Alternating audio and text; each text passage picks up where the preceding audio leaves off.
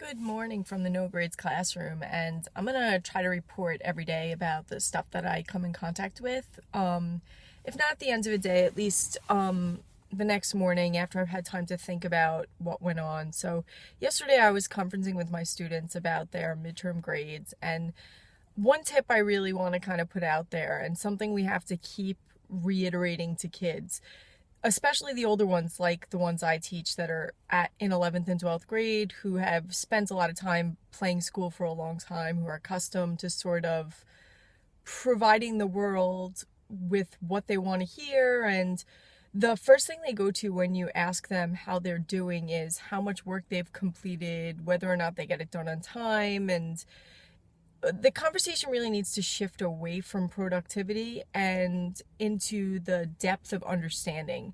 And something that I'm really trying to work with the kids when they start telling me why they deserve their grade, when they start talking about how they, do all their work, is, let's not focus so much on how much work you're able to accomplish, but the quality of the work that you've done, especially some of my kids who haven't done all their work. And I could say to them, hey, when you think about all the things you can do now that you couldn't do before, although you might not be able to prove a level of mastery because there's no consistency in what you've provided, you could still say, you know what, I know how to do A, B, and C, and I exhibited that in classwork at this time, and I also exhibited during this group work assignment. And although I may not have completed the project, I think that I've exhibited at least a level of understanding that shows that I'm at least approaching or meeting standards as opposed to failing.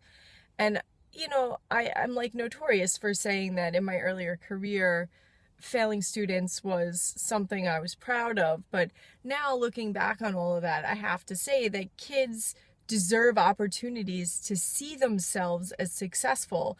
And playing school makes that impossible for a lot of kids who don't play the game really well. So today, if you're having a conference with a kid and they're talking to you about what they know or don't know, try to steer the conversation away from what they've done and haven't done and more to what they can do skills-wise and what they can apply it to in other places. So just a thought. Have an awesome day.